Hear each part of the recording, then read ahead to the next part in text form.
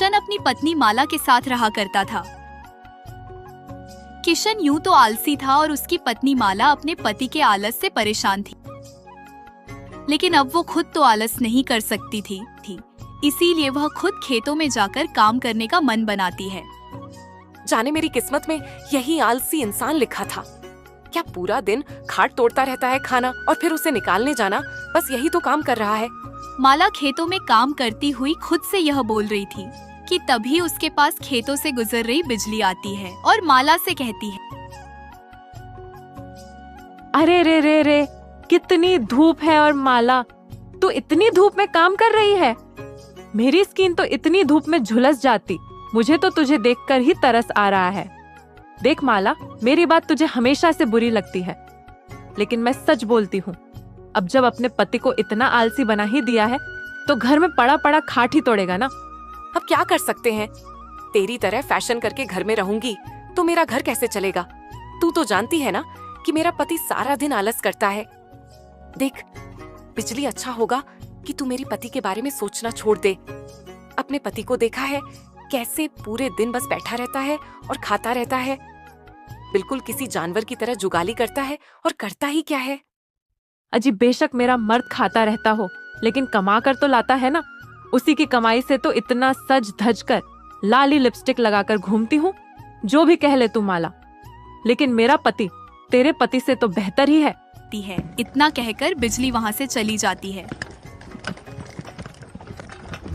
लेकिन माला को बिजली की यह बात खटक जाती है। अब माला टोकरी में बैंगन तोड़कर घर पहुँचती है और घर पहुँचते ही उस टोकरी को पटक देती है। अरे अरे, क्या हो गया, इतनी गुस्से में क्यों है? किसी ने अपनी गाय भैंस खेत में खुली छोड़ दी क्या? गाय भैंस का तो पता नहीं, लेकिन मेरे गले में जो ये बैल बंध गया है उसका मैं क्या करूं? देखो माला, मैंने तुम्हें पहले ही मना किया था कि मुझसे यह खेती बती नहीं होती। धान गेहूं बो देते हैं, महीनों महीनों तक की छुट्टी, लेकिन तुम मानी ही नहीं। अजी, उस धान गेहूं से कितने वक्त की रोटी खा लोगे? तुमसे और कहीं काम तो देखा नहीं जाता ना। यह तुम्हारा फैसला था। अब अपने फैसले पर पछताओ या अपना सर पीटो, मुझे उससे क्या। किशन को माला कितना भी ताने दे ले, कितना भी सुना ले, लेकिन उसके कान पर जू तक नहीं रेंगती थी। अब माला भी क्या करती, वो हर काम अपना घर चलाने के लिए काम करती है। माला सुबह घर का काम करके जाती और पूरे दिन खेत में रहने के बाद शाम को लौटकर घर आती और फिर खाना पना बनाती। लेकिन किशन पूरा दिन खर्राटे मारता रहता। अब एक रोज सुबह सुबह माला खाना बना रही होती है। अजी, सुबह हो चुकी है, अब हल्का होने जाओगे या फिर पीछे से लौटा लेकर मैं आऊं? तुम अपना काम करके खेत में क्यों नहीं जाती हो? मुझे जो करना होगा मैं कर लूंगा। माला और किशन आपस में नोक झोंक कर रहे होते हैं। तभी गांव का सेठ की मूलचंद किशन को बाहर से आवाज लगाता है। ओ रामकिशन, रामकिशन कहाँ है? जरा बाहर तो आना। अरे अरे बाप रे, आ गया कर्जदार। जाओ देखो, अब सुबह सुबह जलील होगी तुम। माला जैसे ही बाहर जाती है, सेठ मूलचंद माला को देखकर कहता है, अरे अरे, रामकिशन नहीं है क्या? मैं तो कर्ज के पैसे लेने आया हूँ। अब तो कर्ज के पैसे भी इतने हो गए हैं कि तुम ब्याज भी चुकाने लायक नहीं रहे हो। जी, जल्दी आपकी पाई पाई चुका दूंगी, बस जो सोच रखा है वो पूरा हो जाए। सोच कर तो तुम दोनों ने यह भी रखा था कि गांव में अपनी इस छोटी सी झोपड़ी की जगह महल बनाओगे, लेकिन वो सपना है, कभी पूरा नहीं हो सकता। मैं 15 दिन की मोहलत देता हूँ। मुझे अपने ब्याज के पैसे तो चाहिए ही चाहिए। जी सेठ जी, 15 दिन क्या 1 महीने की मोहलत दे दीजिए, मैं आपका सारा पैसा उतार दूंगी। चल ठीक है, मान ली तेरी बात, लेकिन 1 महीने से 1 भी दिन ज्यादा हुआ तो घर से सामान फेंकवा दूंगा। इतना कहकर वो सेठ वहाँ से चला जाता है। अब माला घर में आती है और किशन से कहती है, अजी तुमसे कुछ नहीं होता, और कर्जदार आकर तुम्हारी बीवी को सुना जाते हैं तो तुम्हारा खून भी नहीं उबलता क्या? मर्द के नाम पर कलंक हो तुम। ये लो मेरी चूड़ियाँ और पहन लो। खेती करने के लिए अब तुम्हें टमाटर की खेती करने का भूत सवार है। करो जो दिल में आए, मुझे मत कहना खेत में जाने के लिए। मेरा बस चले तो तुम्हें कब का छोड़कर चली जाऊं, लेकिन शादी के वो 7 बंधन वो कस्में, वो वादे मुझे जाने ही नहीं देते। हाँ हाँ, अच्छी बात है। वही याद रखो, अगर तुम चली जाओगी तो मेरे खाने पर भी आफत हो जाएगी। माला गुस्से में खेतों की तरफ चली जाती है। इधर बिजली माला के घर से सेठ मूलचंद को जाते हुए देखकर अपने पति गंगू से कहती है, जो कि प्लेट भरकर खाना लिए बैठा होता है।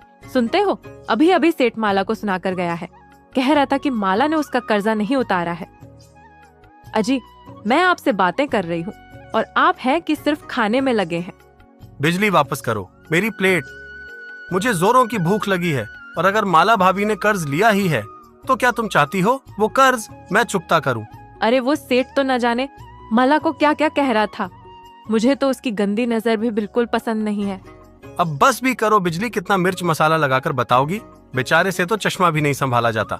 वो माला भाभी को क्या देखेगा? बिजली की हर बात को बढ़ा चढ़ाकर बोलने की आदत थी, और जब वह माला के घर से ठा को जाते देखती है तो उसमें भी 2-4 बातें लगाकर सबको बताती है।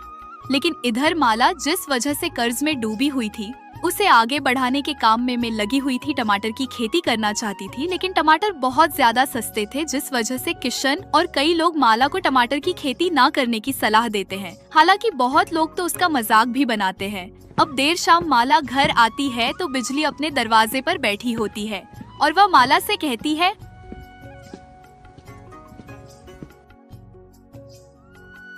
अरे माला, मैंने सुना है तू टमाटर की खेती कर रही है। बैंगन से अच्छे खासे पैसे तो कमा रही थी, फिर रुपये किलो टमाटर की फसल क्यों लगा दी? मन कर गया टमाटर की खेती करने का।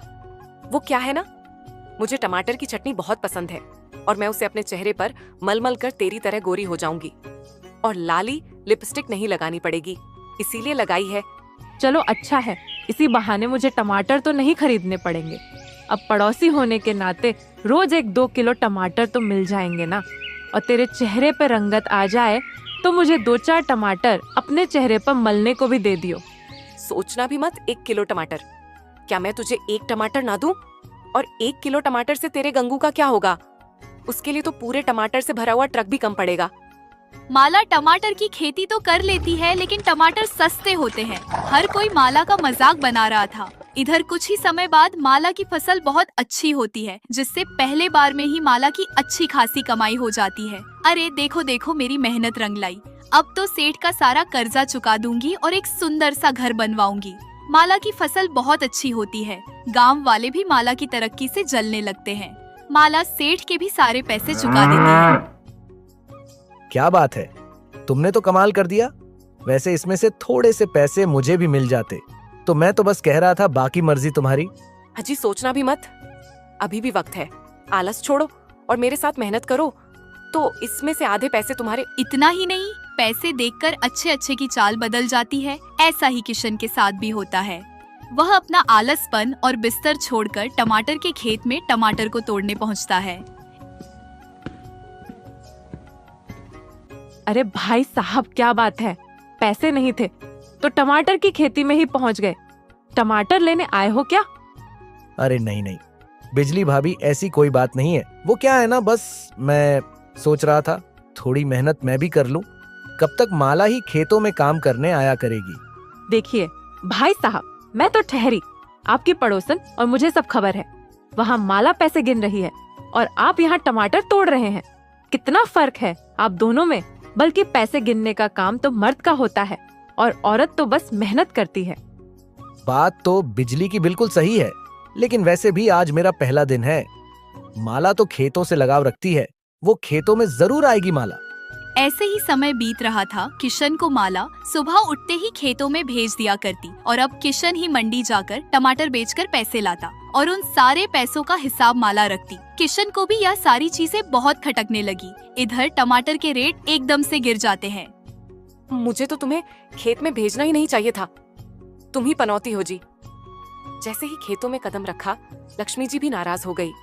मैं बहुत दिनों से देख रहा हूँ तुम मुझ पर बिल्कुल किसी सेठानी की तरह बर्ताव कर रही हो।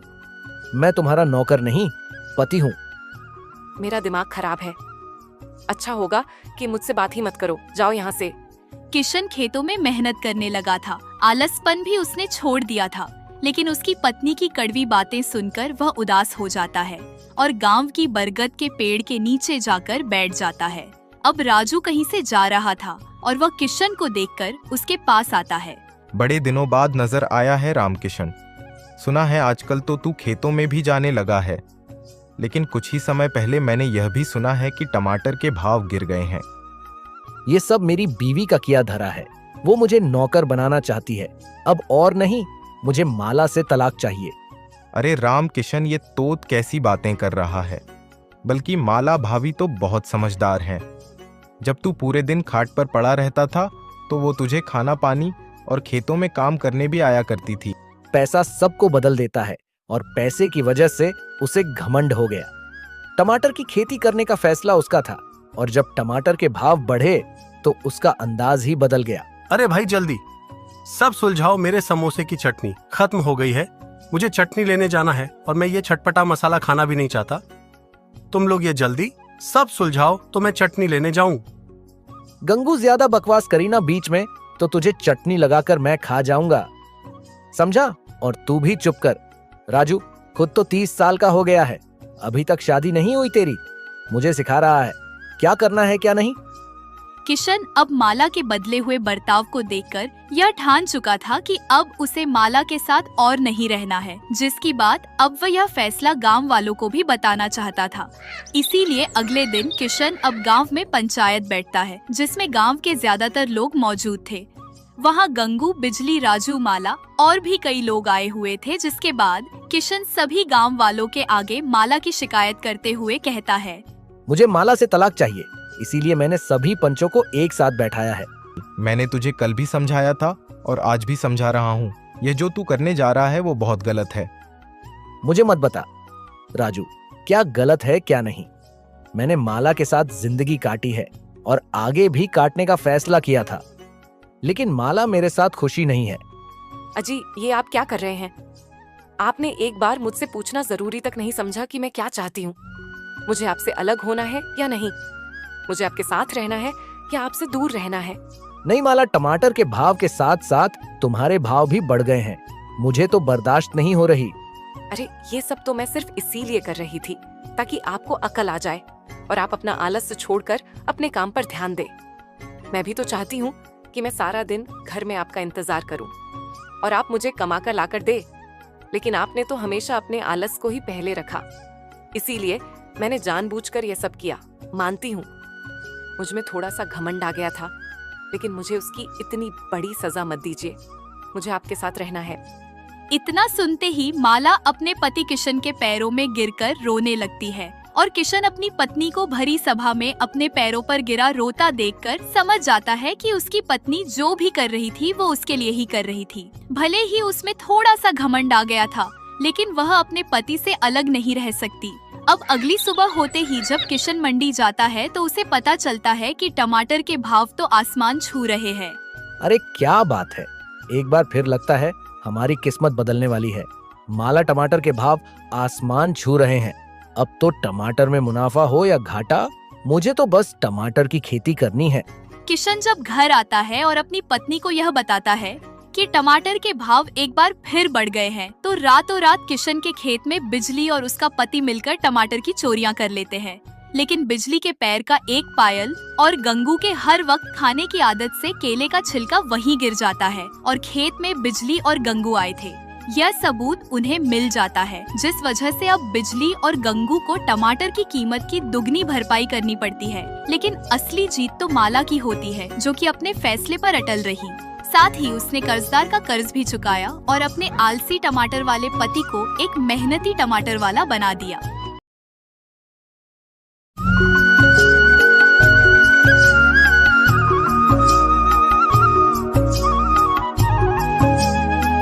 रतनपुर गांव में सुबह का समय था।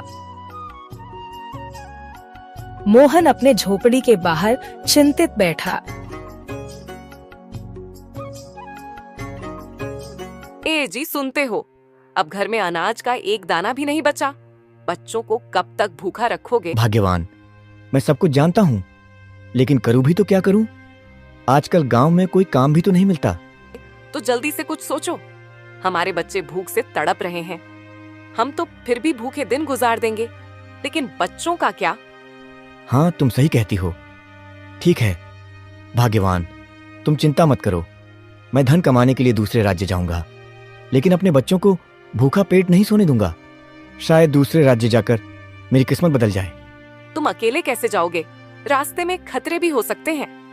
हाँ, लेकिन भगवान पर भरोसा रखो, भाग्यवान, सब ठीक होगा।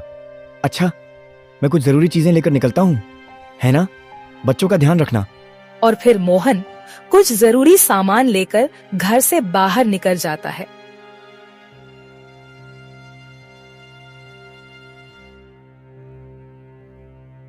अरे, ये रास्ता तो बड़ा ही सुनसान है। अरे पता नहीं कितनी दूर और चलना होगा। अरे यहाँ, और गर्मी भी बहुत अधिक पड़ गई है और गला भी सूख रहा है। कहीं से पानी मिल जाए तो अच्छा होगा। तभी उसकी नजर एक पुराने कुएं पर पड़ती है। हाँ, अरे ये तो कुआं है, शायद इसमें पानी होगा। चलो चलकर देखता हूँ।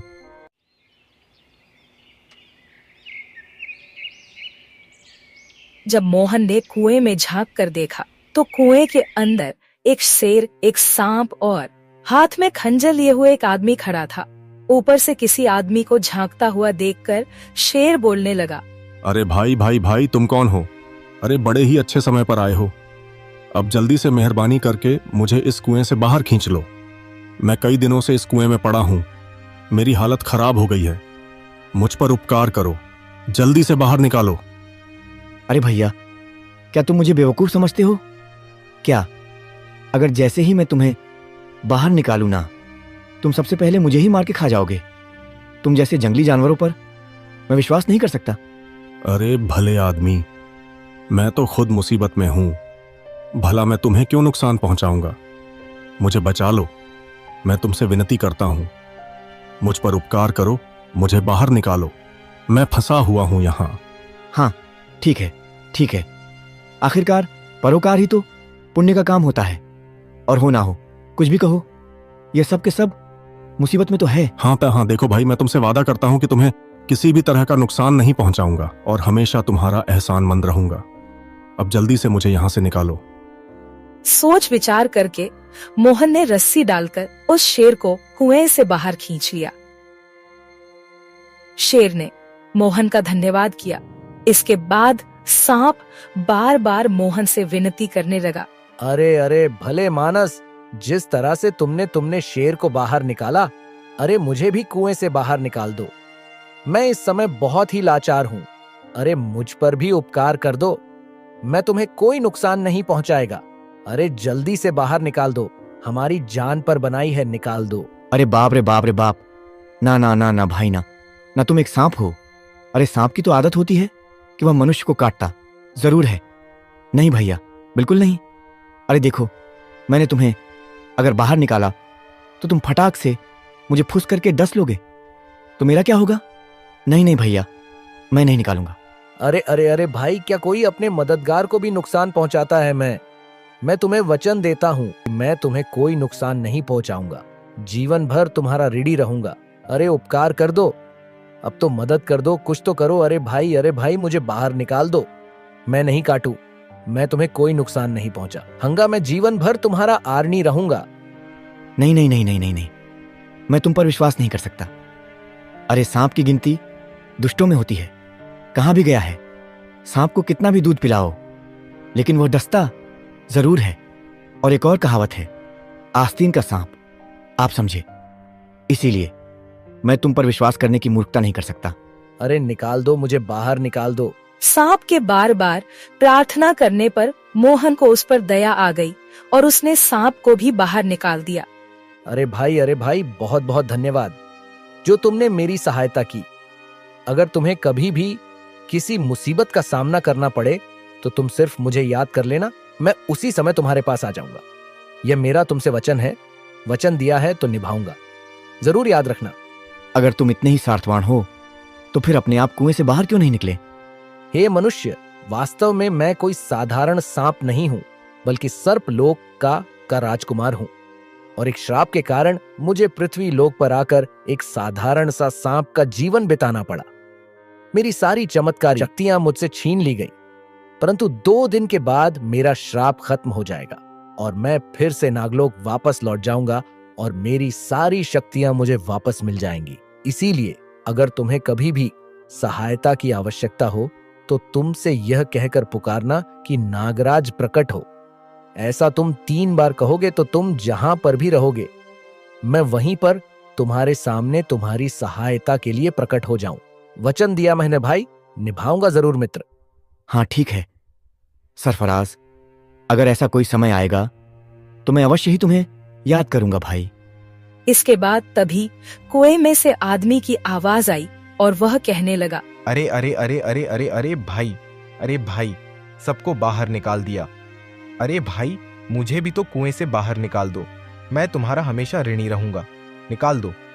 मोहन ने जैसे ही उस आदमी को कुएं से बाहर निकालने के लिए आगे बढ़ा तो सांप कहने लगा कि वह आदमी 1 नंबर का गुण चोर है। वह इंसान जरूर है लेकिन इंसानियत नहीं है, उसमें उसकी सहायता मत करना, वह तुम्हारे लिए मुसीबत बन सकता है। अरे भाई, तुमने सांप और शेर की तो जान बचा दी। अरे इंसान की मदद करो, इंसान की। अरे मैं भी एक इंसान हूँ, तुम भी एक इंसान हो, मेरे भी प्राण बचा दो। अरे मैं तो तुम्हारी ही बिरादरी का हूँ, इंसानियत दिखाओ मेरे भाई, इंसानियत दिखाओ। परंतु यह जानवर तो तुम्हारी बुराई कर रहे थे, इससे तो यही लगता है कि तुम एक अच्छे आदमी नहीं हो। मैं तुम्हारी कोई सहायता नहीं कर सकता। अरे अरे रे, अरे अरे अरे भाई, अरे भाई, तुम इन जानवरों की बात मत मानो। अरे ये तो ऐसे ही बोलते हैं। अरे मैं तो बड़ी ही मुश्किल से इस खंजर की सहायता से अपने प्राण बचाए हुए हूं, वरना यह जानवर मुझे अवश्य ही नुकसान पहुंचाते। सोच कर देखो तो जानवरों के बीच में कुएं में मैं कैसे बच पाया। अरे क्या बताऊं, शायद इसीलिए यह मेरी बुराई कर रहे थे, क्योंकि यह मुझे खा नहीं पाए। हाँ है, चलो भाई, यह आदमी इतनी मुसीबत में है और जोर जोर से चिल्ला रहा है, चलो इसे भी बाहर निकाल ही देते हैं। यह भी क्या याद रखेगा कि किस आदमी से पाला पड़ा था, मोहन से पाला पड़ा।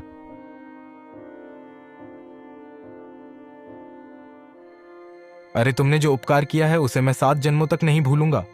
बहुत बहुत धन्यवाद। अरे भाई, इसमें उपकार जैसी क्या बात, आखिर इंसान ही तो इंसान के काम आता है।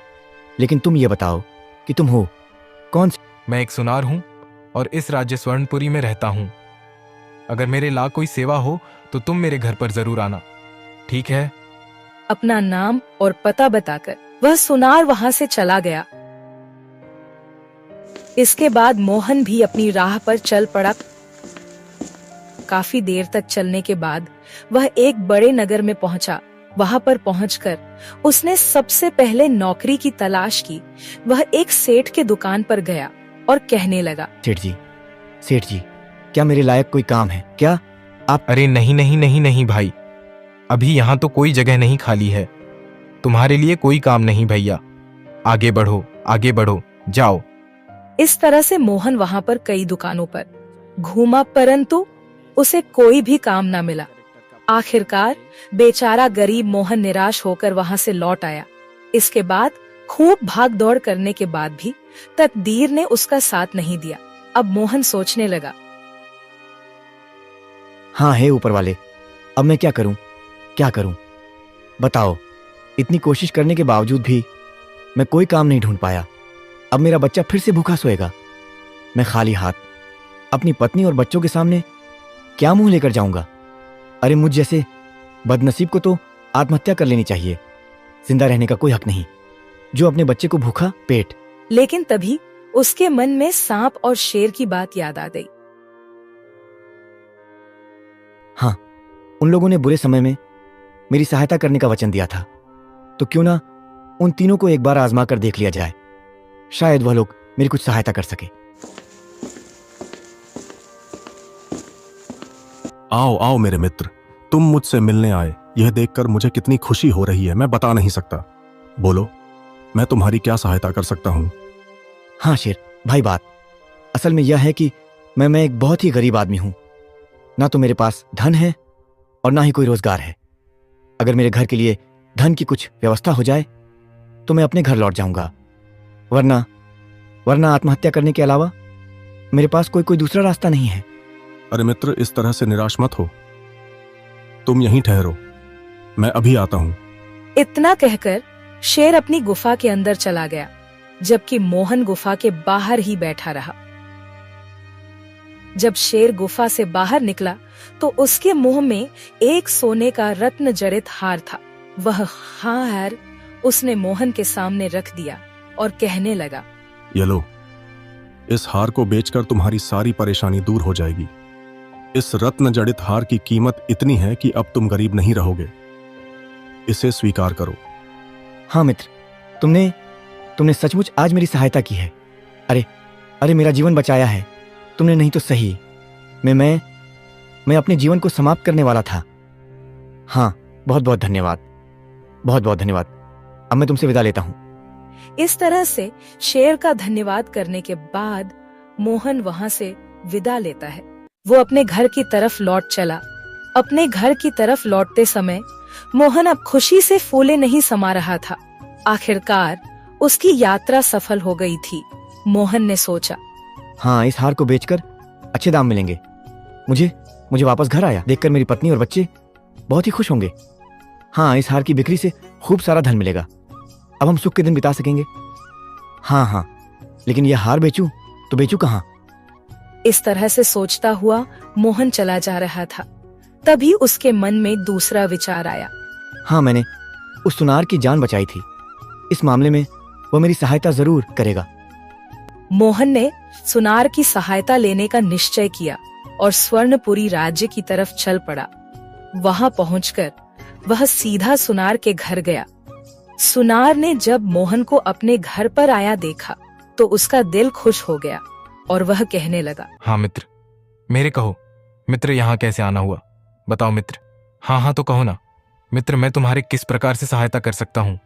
मेरे पास यह एक हार है और मैं चाहता हूँ कि तुम इसे अच्छे दामों पर बिकवा दो। मन में राजा द्वारा घोषित इनाम का लालच जग गया। वाह वाह वाह वाह, इतना कीमती हार भला इस गरीब के पास कहाँ से आए?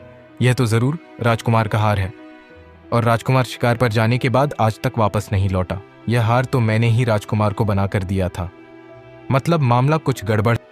उसने मोहन से अपनापन जताते हुए कहा, मैं तुम्हारी सहायता अवश्य करूंगा, लेकिन इस हार के बदले में मुझे किसी अच्छे जौहरी से सलाह लेनी होगी। सलाह मशवरा करूंगा तभी तो मामला बनेगा ना, ताकि मैं तुम्हें इस हार के लिए अच्छे पैसे दिलवा सकूं। ठीक है मित्र, एक काम करो, तुम कुछ देर के लिए यहीं पर ठहरो। मैं जौहरी से मिलकर आता हूं, है ना? कहीं जाना मत, रुकना, मैं आ रहा हूं। सुनार ने वह हार अपने पास रख लिया। अरे भाग्यवान, यह देखो, यह मेरा मित्र है। तुम इसे भोजन करवाओ, इसके खातिरदारी करो। इसी ने मेरी जान बचाई थी, है ना? इसके आराम की व्यवस्था करो, कोई समस्या नहीं होनी चाहिए। इन्हें मैं जरा बाहर होकर आता हूँ, ठीक है ना? ध्यान रखना। इतना कहकर सुनार अपने घर से चला गया और सीधा राजा के दरबार में जा पहुंचा। राजा को प्रणाम करते हुए सुनार कहने लगा, महाराज, मैं आपके पास एक बहुत ही विशेष काम से आया हूँ। यह देखिए महाराज, यह वही हार है जिसे राजकुमार के लिए मैंने स्वयं अपने हाथों से बनाया था। एक आदमी इसे बेचने के लिए मेरे पास आया है। हार को देखते ही राजा ने उसे पहचान लिया और कहने लगा, जरूर उस आदमी ने मेरे बेटे को मारा होगा। कहाँ है वो? मेरे बेटे का कातिल कौन है? वह शैतान जिसने मेरे बेटे की हत्या की है और मेरे बेटे का यह हार चुरा लिया कौन है? मैं उस आदमी को अपने घर पर बिठाकर आया हूँ। वह अभी इस समय मेरे घर पर बैठा हुआ है। सेनापति, तुम सुनार के घर जाकर उस आदमी को तुरंत पकड़ कर ले आओ। इसी वक्त जाओ, ये गरीब आदमी राजकुमार का कातिल है, इसे तुरंत कारागार में डाल दिया जाए। सिपाहियों, ले जाओ। राजा के सैनिकों ने मोहन को ले जाकर कारागार में डाल दिया। जब सैनिक जाने लगे तो मोहन ने कहा, अब मुझे राजकुमार का कातिल क्यों ठहराया जा रहा है? अच्छा, अगर तुमने राजकुमार की हत्या नहीं की तो फिर राजकुमार का हार तुम्हारे पास कैसे आया, बोलो? और जिस सुनार को तुम यह हार बेचना चाहते थे, उसी सुनार ने यह हार राजकुमार के लिए बनाया था। उसने ही यहाँ आकर यह सूचना दी थी, इसलिए तुम पकड़ में आए। अब तुम नहीं बच सकते। कुछ ही दिनों में राजा तुम्हें फांसी दे देंगे। इतना कहकर सैनिक वहां से चले गए। सैनिकों के जाने के बाद मोहन सोचने लगा, भगवान, हे भगवान, ये कहाँ फंस गया मैं? ये सुनार ने तो मुझे बहुत बड़ी मुसीबत में डाल दिया। अब मैं क्या करूं? क्या करूं? इस राज्य में तो मेरा कोई मददगार भी नहीं है। हे प्रभु, मेरी रक्षा करो। अरे अगर मुझे फांसी हो गई तो मेरी पत्नी और मेरे बच्चों का क्या होगा? या भगवान क्या होगा मेरे बच्चों का, मेरी पत्नी का?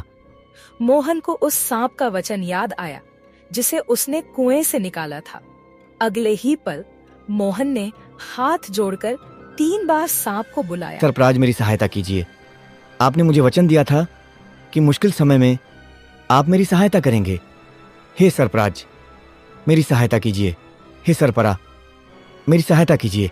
3 बार पुकारने पर नागराज मोहन के सामने प्रकट हो गया। तब मोहन ने शेर के द्वारा उसे हार देने और राजा के द्वारा उसे गिरफ्तार करने का सारा किस्सा कह सुनाया।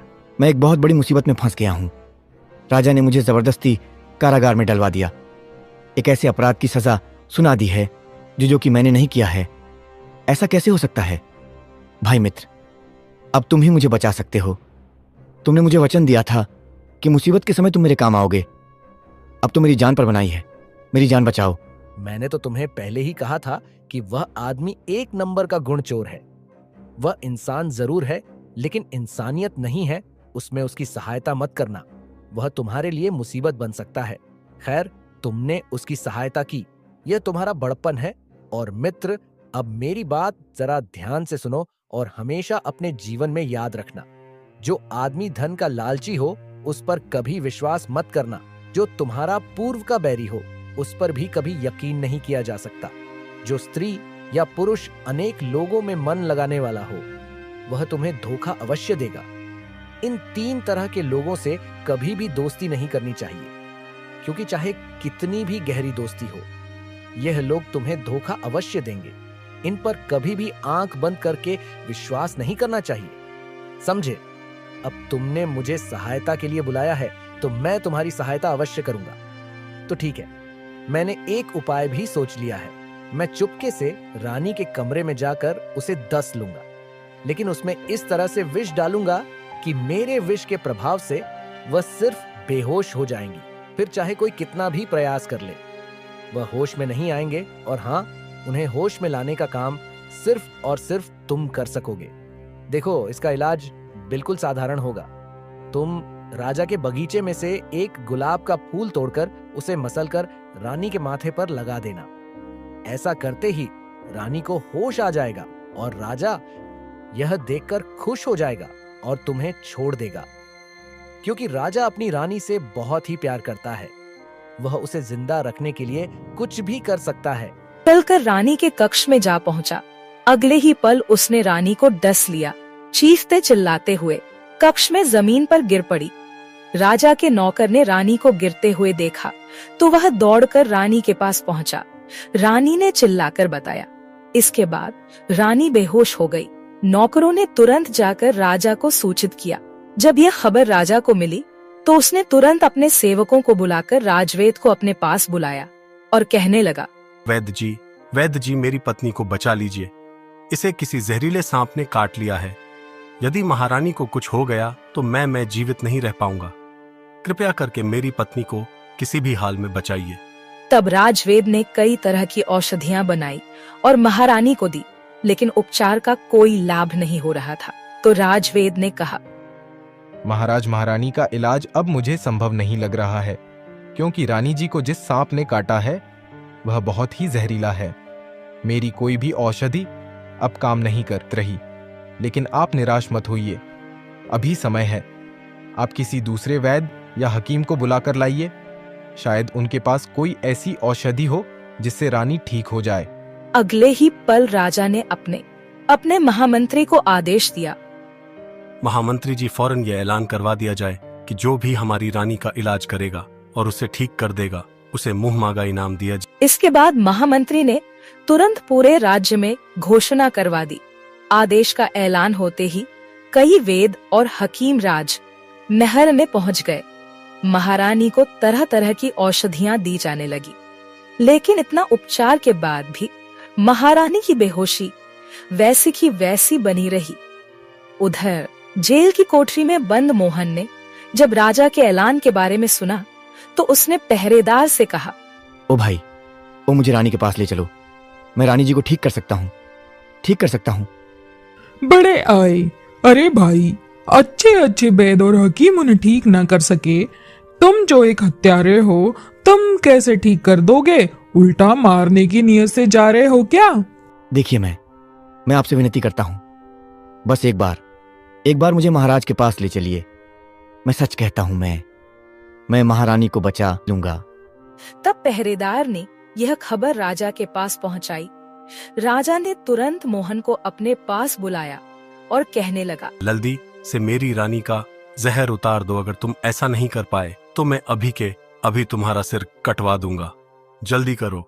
ठीक है महाराज, मुझे मंजूर है। मैं अभी महारानी को ठीक करता हूँ। मोहन के विश्वास दिलाने पर उसे रानी के पास ले जाया गया। महाराज, सबसे पहले मैं आपके शाही बगीचे में जाना चाहता हूँ। शाही बगीचे में जाकर मोहन ने वहाँ से एक गुलाब का फूल तोड़ा। फिर महल में वापस आकर उस फूल को मसल कर रानी के माथे पर लगा दिया। अगले ही पल महारानी बिस्तर से उठ खड़ी हुई। उनके बदन का नीला पीली सब हट गया। आप इस गरीब पुरुषोत्तम की वजह से जीवित हुई है और मुझे बहुत अच्छा लग रहा है आपको देखकर। हाँ तो भाई, अब बताओ तुम कौन हो और ये हार तुम्हारे पास कहाँ से आया, बताओ। तब मोहन ने राजा को शेर से हार मिलने से लेकर सुनार द्वारा उसे धोखा देने तक का पूरा किस्सा केस सुनाया। राजा ने मोहन की सच्चाई जानने के बाद उसे खूब सारा धन दिया और उसे सम्मान पूर्वक अपने राज्य से विदा किया, जबकि उस सुनार को गिरफ्तार कर जेल में डाल दिया। देवरी नाम का एक गांव था। वह गांव चारों तरफ से हरियाली और सादगी से भरा हुआ था। उस गांव में बिरजू नाम का एक किसान रहता था। बिरजू बहुत ही मेहनती और एक ईमानदार किसान था। उसके पास एक छोटी सी जमीन थी। उसमें वह दिन रात मेहनत और लगन से काम करता था। बिरजू के पास ज्यादा धन दौलत नहीं थी, मगर उसके पास जो भी था वह उसके लिए अनमोल था। अरे भाग्यवान, मुझे जल्दी से खाना दे दो, मुझे जल्दी जाना है। हाँ जी, मैं आपका खाना अभी निकाल देती हूँ। मगर सुनिए जी, आप इतनी जल्दी में क्यों हैं? आप तो इस तरह से परेशान हो रहे हैं जैसे कि आपको किसी खास जगह पर जाना है। भाग्यवान, मुझे आज खास जगह पर जाना ही है। आज मुझे जमींदार जी ने अपने घर पर बुलाया है। देवकी बिरजू को खाना देती है। क्या आपको जमींदार जी ने बुलाया है? भला ऐसा क्या खास काम आ गया है जो उन्होंने आपको बुलाया है? पता नहीं भाग्यवान, अब तो वहाँ पर जाकर ही पता चलेगा कि उन्होंने मुझे क्यों बुलाया गया। सुनिए जी, आपसे एक बात करनी थी। जमींदार जी के घर से आप जल्दी ही घर आ जाइएगा। क्या मैं नहीं चाहती कि आप ज्यादा देर तक घर से बाहर रहे। रास्ते ठीक नहीं है और अब ठंड भी पड़ने लगी है। अच्छा ठीक है, मैं समय पर घर आ जाऊंगा। इतना कहकर बिरजू घर से चला जाता है।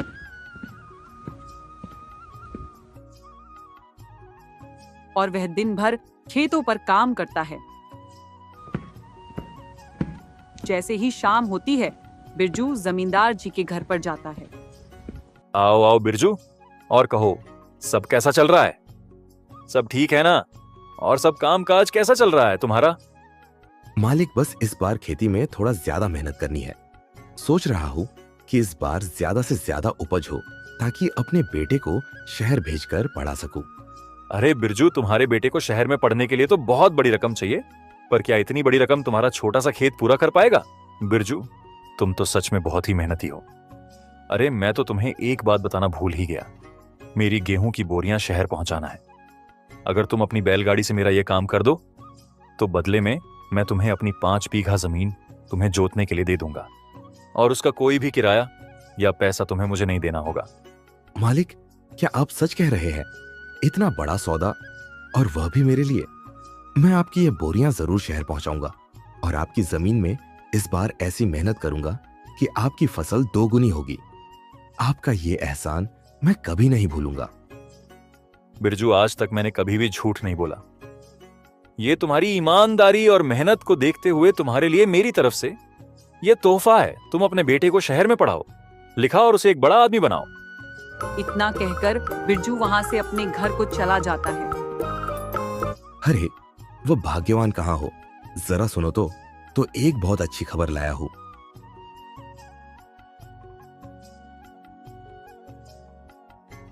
अजी क्या हुआ? जी आप बड़े खुश दिखाई दे रहे हैं, कोई खास बात है क्या? जमींदार साहब ने मुझे अपनी 5 बीघा जमीन खेती के लिए दिया है और उसकी फसल में से वे कुछ भी नहीं लेंगे। उसमें से जितना अनाज उगेगा वह सब हमारा होगा, पर इसके बदले में मुझे उनकी गेहूं की बोरियां अपनी बैलगाड़ी से शहर पहुंचाना हो। अगर ऐसा हुआ तो हमारे पास भी अच्छे खासे पैसे आ जाएंगे। अब लग रहा है कि हमारे दिन बदलने वाले हैं। अब हम अपने बेटे को शहर भेजकर अच्छी शिक्षा देंगे। मैं उसकी जिंदगी में हर वह चीज दूंगा जो मुझे नहीं मिला है। अब मुझे मेरा सपना सच होता हुआ दिख रहा है। पिताजी, शहर से लौटते समय में लिए समोसे लेते आना। मुझे समोसे बहुत अच्छे लगते हैं। अगले दिन बिरजू घर से जल्दी निकल जाता है और जमींदार जी के यहाँ जाता है और वहाँ से बोरियां अपनी बैलगाड़ी में रखकर शहर के लिए निकल जाता है। बोरियां लेकर बिरजू शहर किशन लाल के यहाँ पहुँचता है। हरी काका, जमींदार जी ने गेहूं की बोरियां यहाँ पहुंचाने को कहा था।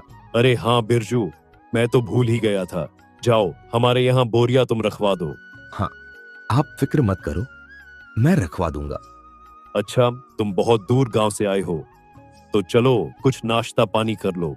मैं तुम्हारा ज्यादा समय नहीं लूंगा। चलो और चलकर कुछ खा लो। अरे नहीं नहीं काका, रात होने से पहले घर जाना है। ठीक है काका, अब मैं चलता हूँ। अगली बार आऊंगा तब नाश्ता पानी करूंगा। अच्छा तो ठीक है, अब तुम जाओ। और हाँ, सेठ जी से कहना कि अभी भी हम उनका गेहूं संभाल कर रख रहे हैं।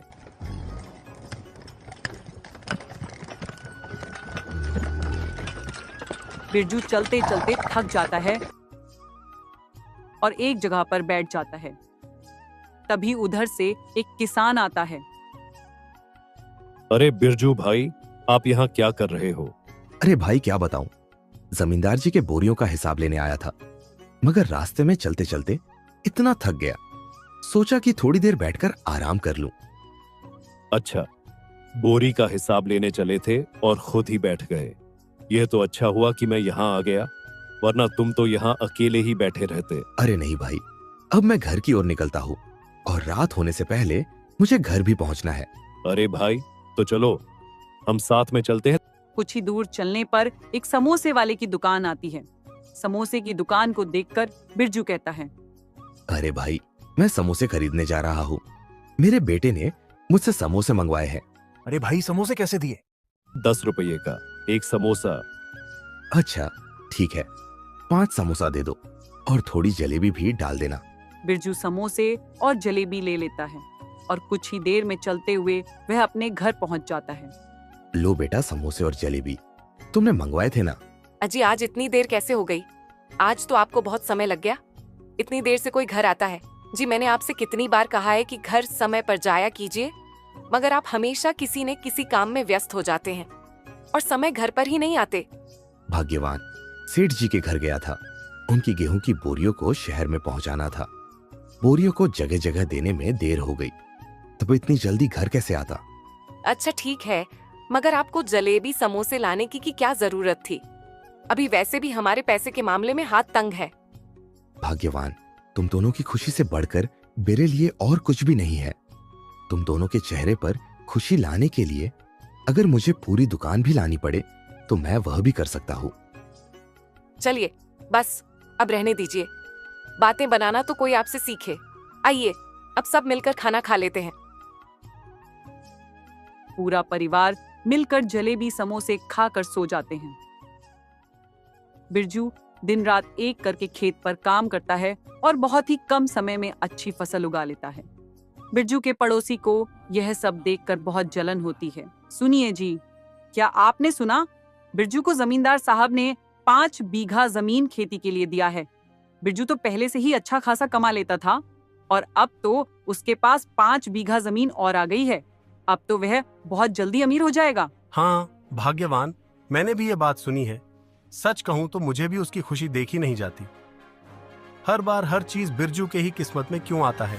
जो भी हो, हम कर भी क्या सकते हैं। अच्छा, अभी उसकी फसल तैयार होने दीजिए, तब हम देखेंगे कि आगे क्या करना है। उसी समय हम कोई कदम उठाएंगे। अभी कुछ भी करने का कोई फायदा नहीं होगा। भाग्यवान, तुम ठीक ही कह रही हो, मगर बिरजू बहुत ही तेज इंसान है। उसे धोखा देना इतना आसान बात नहीं है। हमें कोई ना कोई ऐसा तरीका निकालना होगा जिससे कि सांप भी मर जाए और लाठी भी ना टूटे, हमारा काम भी हो जाए और उसे पता भी ना चले। मुझे सब पता है जी, आप चिंता मत करो। जब उसकी फसल पककर तैयार होगी तब हम देखेंगे क्या करना है। ठीक है भाग्यवान, अब मैं अच्छी तरह से समझ गया हूँ। असली खेल तो तब शुरू होगा जब उसकी फसल पककर तैयार होगी। तब देखना हम बिरजू को कैसे सबक सिखाते हैं। बिरजू लगन से अपने खेतों में काम करता है। अच्छी फसल उगाने के लिए वह अपना जी जान लगाकर मेहनत करता है। उसकी मेहनत का पसीना यह गवाही दे रहा था कि उसकी फसल कितनी अच्छी होने वाली है। ऐसे ही कुछ समय बीत जाते हैं और बिरजू की फसल पककर तैयार हो जाती है। सुनिए जी, बिरजू की फसल पककर तैयार हो गई है। यही सही समय है, हमें कोई ना कोई कदम उठाना होगा। अरे हाँ भाग्यवान, इस बार तो उसे हमें अच्छा सबक सिखाना होगा। मगर मुझे समझ में नहीं आ रहा कि हम उसकी फसल को कैसे बर्बाद करें। इस बार तो हम उसे ऐसा सबक सिखाएंगे कि वह दोबारा फैर उठने की कोशिश नहीं करेगा। सुनिए जी, आप बहुत सारे जानवरों को उसके खेत में छोड़ दीजिए। वह सारे जानवर उसके खेत को बर्बाद कर देंगे और जानवरों के चले जाने के बाद कुछ दवा का भी फसलों पर छिड़काव कर दीजिए, जिससे उसकी फसल पूरी तरह बर्बाद हो जाएगी और हम अपने मकसद में कामयाब हो जाएंगे। ठीक है भाग्यवान, मैं पूरी तैयारी के साथ जाऊंगा और उसकी फसल बर्बाद करके ही आऊंगा। मगर भाग्यवान, मुझे ऐसा करते किसी ने देख लिया तो मुझे थोड़ा डर भी लग रहा है। यही मौका है बिरजू को पूरी तरह से बर्बाद करने का। फसल के बर्बाद होने का नुकसान बिरजू सह नहीं पाएगा और जमींदार को मजबूरन उसका खेत लेना पड़ेगा। उसके बाद बिरजू का पड़ोसी सुखीलाल बिरजू के खेत पर बहुत सारे जानवरों को लेकर जाता है और उसके खेत में छोड़ देता है और खुद एक पेड़ के नीचे छिपकर यह सब देख रहा होता है। जब सारे जानवर चले जाते हैं तब सुखीलाल फिर से आता है और फसल पर दवा का छिड़काव कर देता है, जिससे बिरजू की फसल पूरी तरह बर्बाद हो जाती है। अगले दिन जब सुबह होती है तो बिरजू और उसकी पत्नी जानकी दोनों खेत पर जाते हैं। देखिए जी, हमारी फसल तो पूरी तरह से बर्बाद हो गई है। आखिर ऐसा कैसे हो गया? अब हम क्या करेंगे? हम तो पूरी तरह से बर्बाद हो गए हैं। हे भगवान, हमारी फसल तो पूरी तरह से बर्बाद हो गई है। आखिर ऐसा कैसे हो गया? सुनिए जी, आप मायूस मत होइए। जिसने भी ये किया है उसने हमारी हिम्मत को तोड़ने की कोशिश की है, मगर हम हार नहीं मानेंगे। हम मेहनत करने वाले लोग हैं, एक बार फिर से उठ खड़े होंगे। अब हम क्या करेंगे? हमारी सिर्फ फसल ही नहीं बर्बाद हुई है, हमारे सपने भी टूट गए हैं। हमारी फसल का इस तरह से बर्बाद हो जाना कोई हादसा नहीं है, बल्कि किसी की सोची समझी साजिश है। कोई हमें आगे बढ़ता नहीं देखना चाहता है, मगर साजिश करने वाला यह नहीं भूले कि ईश्वर सब कुछ देख रहा है। ईश्वर की लाठी में आवाज नहीं होती, उसको एक ना एक दिन अपनी करने की सजा जरूर मिलेगी। अरे घर में कोई है क्या? बिरजू घर में हो क्या? भाई जरा बाहर तो आना। बिरजू और उसकी पत्नी दोनों घर के बाहर आते हैं। सुनो बिरजू, मुझे पैसे चाहिए। मैंने अपनी 5 बीघा जमीन खेती करने के लिए दी थी, तो अब मुझे आधे पैसे दे दो। मेरे घर में जरूरी काम आ गया। मालिक, मैं आपको कैसे बताऊं? मैंने दिन रात एक करके अच्छी फसल तैयार की थी, मगर पता नहीं कैसे फसल पकने पर किसी ने उसे पूरी तरह से बर्बाद कर दिया। मेरी सारी मेहनत बर्बाद हो गई, मेरे पास कुछ भी नहीं बचा। देखो बिरजू, में साथ झूठ बोलने की कोशिश मत करना। ये सारी बहानेबाजी मेरे साथ नहीं चलेगी। मैंने तुम्हें खेती के लिए इतनी बड़ी जमीन दी थी और अब तुम पैसे देने का समय आया तो झूठ बोल रहे हो। मालिक, मैं आपसे झूठ नहीं बोल रहा हूँ, ये बात बिल्कुल सच है। मैं कोई बहानाबाजी नहीं कर रहा हूँ। मालिक, मैं तो खुद अपने बेटे को शहर भेजकर पढ़ाने का सपना देख रहा था, मगर मेरे सारे सपने धरे के धरे रह गए। मेरे सारे सपने टूट गए। देखो बिरजू, मुझे तुम्हारे सपनों से कोई लेना देना नहीं है। मुझे तो बस मेरे पैसे चाहिए। अगर तुमने मुझे पैसे नहीं दिए तो तुम अपना खेत भी भूल जाओ। मैं तुम्हारे खुद की 5 बीघा जमीन भी अपने कब्जे में मैं ले लूंगा, और अगर जरूरत पड़ी तो तुम्हारा घर भी ले लूंगा। जमींदार बिरजू का घर और जमीन दोनों अपने कब्जे में ले लेता है। बेघर हो जाने के बाद बिरजू अपने बीवी बच्चों को लेकर शहर की ओर चल देता है। पिताजी, मैं चलते चलते बहुत थक गया हूँ और मुझे बहुत जोरों की भूख भी लगी है। भगवान, मैं कैसा लाचार पिता हूँ जो अपने बेटे का पेट भी नहीं भर सकता। मेरे पास तो ना कोई रहने का ठिकाना है और ना ही कोई काम है, फिर मैं तुम दोनों का पेट कैसे भरूं? भगवान, हमारे इतनी परीक्षा क्यों ले रहे हैं? मुझे तो कुछ भी समझ में ही नहीं आ रहा कि मैं क्या करूं। आप हिम्मत मत हारिए जी, मैं कुछ करती हूँ, कहीं से खाना मांग कर देखती हूँ, शायद कुछ मिल जाए। देवकी एक घर की तरफ जाती है और घर के सामने खड़े होकर आवाज देती है। सुनिए, घर में कोई है? तभी घर के अंदर से एक औरत बाहर आती है। सुनिए बहन जी, क्या आपका पास थोड़ा खाना मिलेगा? मेरा बच्चा बहुत ही भूखा है, थोड़ा सा खाना दे दीजिए, मेरी मदद कीजिए, आपका बहुत बड़ा एहसान होगा। तो घर में खाना बचा ही नहीं है, सभी लोगों ने खाना खा लिया है और खाना खत्म हो चुका है। अगर तुम थोड़ा पहले आती तो शायद थोड़ा मिल भी जाता। अब घर में खाना नहीं बचा है तो मैं तुम्हें खाना कहाँ से दूं? तुम किसी और से खाना क्यों नहीं मांग कर देखती हो, शायद तुम्हें वहाँ कुछ मिल जाए। देवकी मायूस होकर वापस आ जाती है। क्या हुआ भाग्यवान, क्या तुम्हें कहीं भी खाना नहीं मिला? मैं जानता था इस गांव में अब हमारी मदद कोई नहीं करेगा। चलो हम शहर चलते हैं, वहां मेरा एक दोस्त रहता है, शायद वह मेरी कुछ मदद कर दे। वे तीनों शहर की ओर निकल जाते हैं। अरे बिरजू भाई, कैसे हो और यहाँ कैसे आना हुआ? और भाभी को भी साथ में लाए हो, बड़ी खुशी हुई तुम्हें यहाँ देखकर बिरजू भाई। किशन भाई, हमारे नसीब में अब खुशी कहाँ है? मैं यहाँ मुसीबत का मारा हुआ आया हूँ। हमने अपना गांव छोड़ दिया है, उस गांव में अब मेरा कुछ नहीं बचा है। मेरे इतने महीनों की मेहनत बर्बाद हो गई और जमींदार जी ने मेरा जमीन और घर दोनों अपने कब्जे में ले लिया। हमारे पास अब रहने का ठिकाना तक नहीं है, हम जाएं तो जाएं कहां? इसीलिए मैं आपके पास आया हूं, अब आप ही हमारी कुछ मदद कर कीजिए। तुमने बहुत अच्छा किया कि यहाँ चले आए। मैंने दूसरी जगह पर दूसरा घर ले लिया है। आज से तुम और तुम्हारा परिवार इसी घर में रहेंगे। और ये लो कुछ पैसे, अभी तुम्हें इन पैसों की बहुत जरूरत है और तुम्हें किसी चीज की जरूरत पड़े तो मुझे बिना किसी हिचकिचाहट के बताना। किशन भाई, तुमने मेरे बुरे समय में इतनी बड़ी मदद की है, मैं इसका एहसान कैसे चुकाऊंगा? किशन भाई, आप हमारे लिए किसी भगवान से कम नहीं है। जब सब लोगों ने हमसे मुंह फेर लिया तब आपने हमें सहारा दिया। मैं और मेरा परिवार तुम्हारा ही एहसान कभी नहीं भूलूंगा। बिरजू भाई, असली दोस्त वही होता है जो बुरे समय में तुम्हारे साथ खड़ा हो, और तुमने तो अपनी दोस्ती और ईमानदारी से हमेशा अपनी दोस्ती का फर्ज निभाया है। इसलिए अब मेरा भी फर्ज बनता है कि मैं तुम्हारे बुरे समय में तुम्हारी मदद करूं। यह घर तुम्हारा है। अच्छा तो ठीक है बिरजू भाई, अब मैं चलता हूं। उन्हें रहने के लिए घर तो मिल जाता है, मगर शहर में वे रहकर खाएंगे क्या और करेंगे क्या, यह उनके सामने सबसे बड़ी समस्या बन चुकी थी। सुनो भाग्यवान, हमें रहने के लिए घर तो मिल गया है, मगर इस शहर में जीने के लिए हमने कुछ ना कुछ तो करना ही पड़ेगा। लेकिन मैं क्या करूं? मुझे कुछ समझ में नहीं आ रहा है। देवकी के मन में एक ख्याल आता है और वह बिरजू से कहती है, अजी आप चिंता मत कीजिए, मेरे मन में एक ख्याल आया है। आपके दोस्त ने जो थोड़े पैसे दिए हैं उन्हें बाजार में ले जाकर समोसे की सामग्री ले आइए।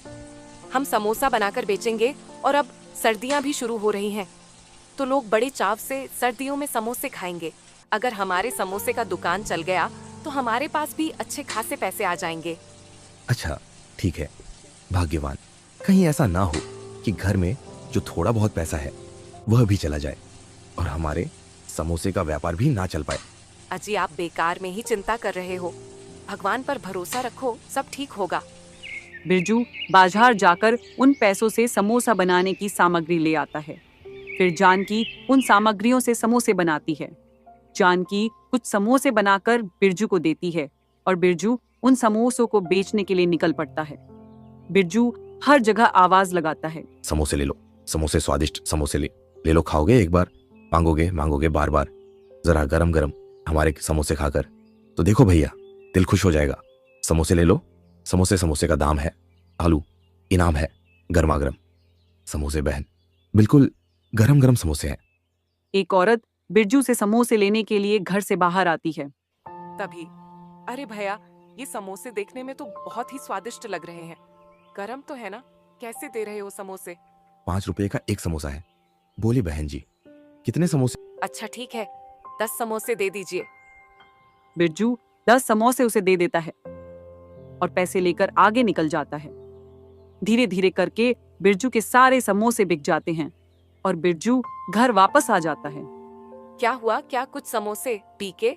से दूं देवकी, एक गिलास पानी तो देना जरा, मैं बहुत थक गया हूं।